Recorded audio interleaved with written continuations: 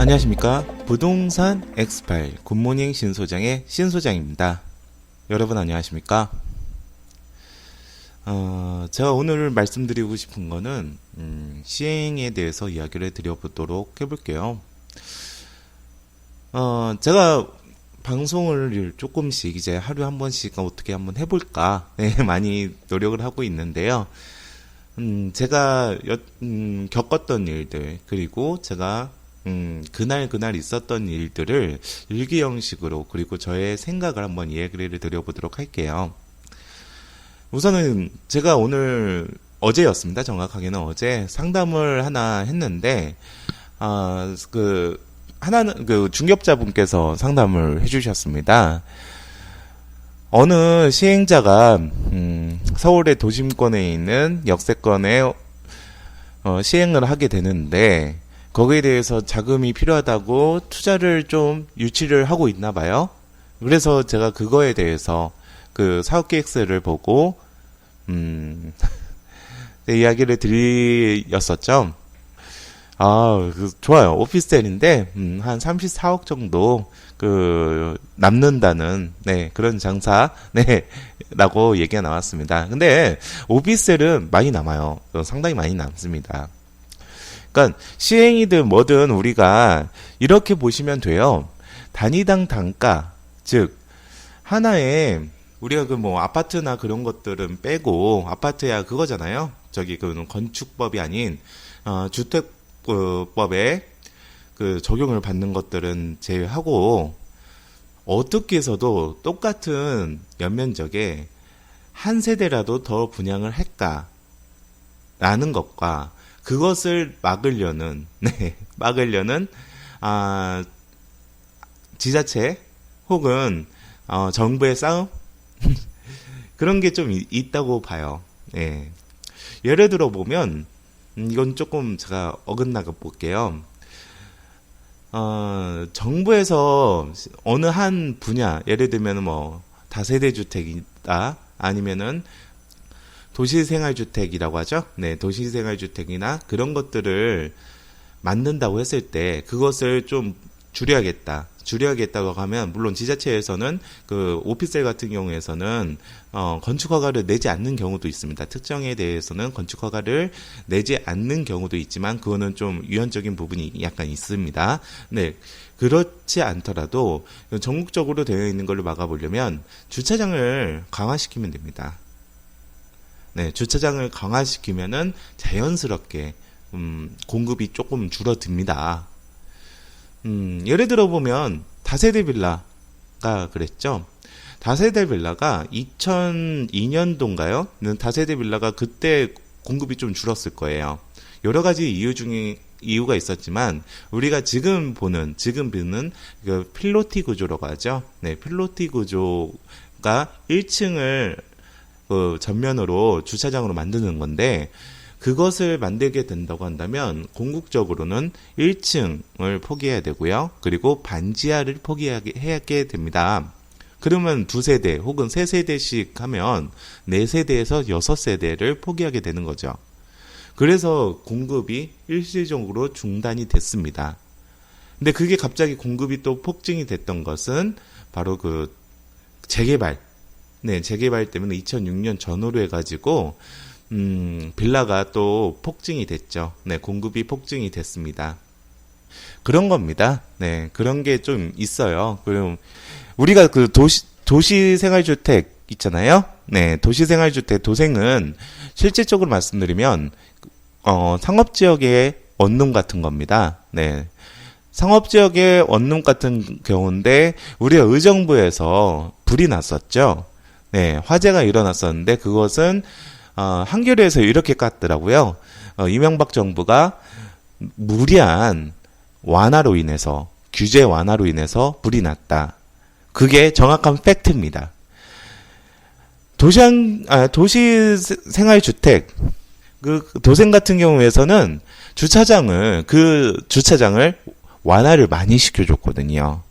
근데 그게 불이 났던 원흉이 바로 1층에 주차를 해놨던 오토바이에 그 키박스에서 스파크가 일어나서 그게 불길이 시작됐다는 얘기를 들었습니다.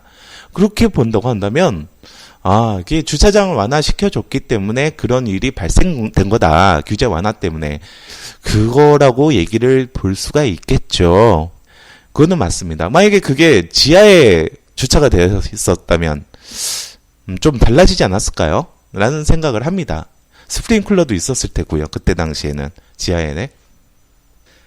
여하튼 여러 가지 이야기를 드리고 싶은데, 네, 그 시행 관련 사업 계획서는 우선은 그냥 루터 목사인가요?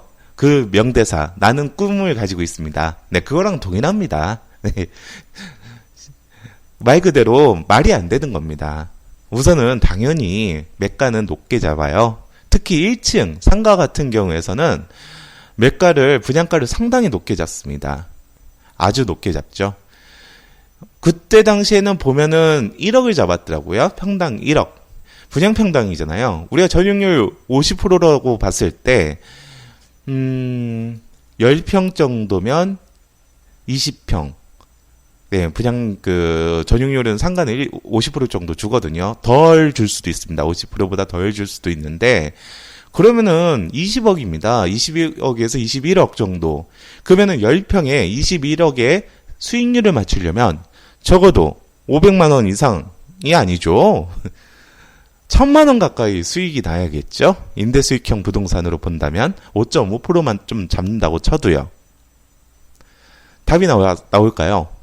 힘들겠죠. 아무리 그래도 이게 뭐 강남의 요지에 있는 것도 아니면서 어떻게 그런 임대료가 나올 수가 있을까? 거기부터 우선 컷을 당해야 되는 겁니다. 아니면 이른바 보정이 들어가야 되는 거죠. 웃겼던 거는 용적률하고 건폐율을 완전 풀로 잡았더라고요. 이거는 사기에 가까운 거죠. 우리가 시행을 볼 때 가장 문제가 됐던 것이 용적률입니다. 네, 용적률인데 용적률을 다 잡아먹으려고 노력을 하죠. 네, 찾아 먹으려고 노력을 하는데 찾아 먹지 못합니다. 많이. 다 이유가 있습니다. 네. 다 이유가 있는데 여기는 완전 예를 들면 용적률이 800%다라고 하면은 799% 그렇게 잡았더라고요. 그래서 세대수를 뽑아보니 34억이라는 막대한 돈이 남는다라는 말도 안 되는 수익률이 나오는 거죠. 그리고 제가 도면을 봤어요. 네, 도면을 보긴 봤는데 거기 도면에 이렇게 써 있더라고요. 인허가, 즉 해당 그 지자체의 인허가와 그리고 지구 단위 계획에 따라서 달라질 수도 있다. 그때 저는 이거는 한번 떼봐야겠구나. 지구 단위 계획을 살펴봐야겠구나. 라고 되어 있었습니다. 생각을 했습니다. 우리가 지구 단위 계획 중에서 지구 단위 계획은 제가 늘상 말씀드리지만 제 한입니다. 실질적으로 도시를 어떻게 가꿀 건가. 예를 들면 역세권에 대해서 그 역세권의 정통을 살린다던가 아니면 그 역세권에 대해서 어떤 방식으로 개발을 하느냐의 군소에 대한 개발 계획이죠. 어떻게 보면 개발 계획도 볼 수 있지만 제한 계획이라고도 볼 수 있겠습니다. 우리가 택지 내에서 있었던 것들은 다 제2종 지구 단위 계획입니다. 일반적인 그 역세권에 있는 거는 다 1종 지구 단위 계획이라고 볼 수 있겠고요. 네, 제2종 같은 경우에서도 예를 들면 근생용지나 그런 것들을 분양을 했을 때는 층수 제한을 줍니다. 지구 단위 계획의 가장 무서운 거는 그 층수 제한이거든요. 그렇기 때문에 제가 떨리는 마음으로 한번 떼봤죠. 떼봐가지고 확인을 해보는 결과 우선은 거기가 800%가 나올 수가 없고요. 600%입니다. 600%에서 또 다 찾아먹을 수 없는 구조로 되어 있고요. 그 특별 조건에 800%로 되어 있는 건데 문제점은 그 800%로 될 수 있는 특별 조건은 공익적인 거고 많이 깎아먹는 경우가 있습니다. 그렇기 때문에 용적률을 올려주는 건데 네, 전혀 그거를 찾을 수가 없는 거죠. 그거를 고안을 전혀 하지 않았던 사업계획서라서 웃겼습니다. 네, 소위 말해서 웃겼고요. 여러분도 여러 가지 그 사업 계획서도 살펴보실 거고, 그리고 그거를 검토를 하는 경우가 있어요. 네. 그런데 내가 어느 사업 계획서는 웃겼던 게 뭐냐면, 정말 웃겼던 게, 어떻게 도면도 없어요. 도면이 없어. 도면도 없고 그냥 어떻게 수익 모델이 날 거다라는 그런 것도 전혀 나와 있지 않습니다. 그냥 사업 계획이에요. 사업 계획인데 뭐 유료 기간이나 유료 지자체하고 뭐 MOU를 맺었다, 뭐 그런 것만 나와 있어요. 그런 거는 사업 계획서라고 볼 수는 없고요. 네. 제가 말씀드리고 싶은 건 이거예요. 우리가 투자 물건을 볼 때, 그 PT 자료들을 살펴볼 때 물건을 보는 눈, 그거를 살펴보는 거죠. 제가 그 사업계획서를 그 투자 의뢰, 그 상담 의뢰를 받고 그거를 한 번 살펴보는데 몇 분이나 걸렸을 겁니까? 5분 걸렸어요, 5분. 맨날 봐왔거든요. 본 거니까 항상 그래요. 5분 제 손에서 그게 주어지고 5분 만에 이건 아니다 라고 했습니다. 그리고 지구 단위 계획은 내가 시간이 나서 심심해서 한번 떼봤고요. 그런 겁니다. 여러분도 그러니까 물건에 대한 기본적인 안목, 그리고 투자 생활을 하면서 그 기본적인 지식만 있으면 여러분께서도 뭐 이게 돈이 되는 사업인지 아니면 이게 돈이 안 되는 사업인지 원천적인 사업인지 그런 것을 알 수가 있습니다. 물론 시행의 사업계획서는 사채바닥에 있는 그 사업, 그 쓰레기통에 있는 그 사업계획서들은 말이 안 되는 것들이 상당히 많고요. 현재 시행을 진행을 하면서 현실과 꿈을 그 중간점을 잡는 아트라고 볼 수 있거든요, 시행은. 그렇지만 그거에 대해서 여러분께서 한번 볼 때, 이거는 되겠다, 안 되겠다, 라는 기본적인 부분이 5분 안에 다 진행이 돼야 됩니다. 제가 예전에도 그 수원에 있는 어느 산을 분할을 해가지고 매도를 하는 그런 컨설팅 업체에 이 물건이 괜찮은 건지 타당성 검토를 의뢰받은 적이 있습니다. 그거 제가 이건 아니다라고 했는데 그게 또 몇 분 걸렸을까요? 네, 딱 보면 아니었어요. 솔직히 말씀드려서. 네, 아니었는데 그거를 판단하는 데는 그렇게 큰 시간이 걸리지 않습니다. 하지만 그거에 속아서 많이들 구입을 하시죠. 부동산 투자라는 거는요. 독고다이라고 저는 항상 얘기를 합니다. 네. 부동산 투자는 독고다이다. 라는 얘기를 드리는데, 제가 말씀드리고 싶은 건 이겁니다.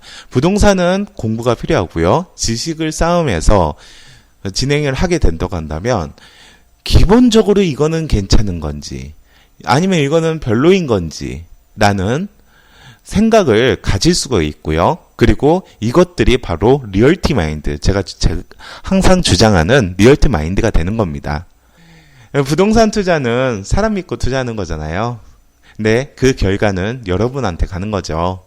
그렇기 때문에 그 사업계획서 부분들 잘 살펴보는 거나 그 리얼티 마인드 아시죠? 제가 항상 주장하는 리얼티 마인드가 있어야 옥과 똥을 구분을 할 수 있는 그런 현명한 투자자가 될 수가 있겠죠. 네, 오늘 방송은 여기까지 하도록 하겠습니다. 부동산 엑스파일 굿모닝 신소장의 신소장이었습니다. 여러분 감사합니다.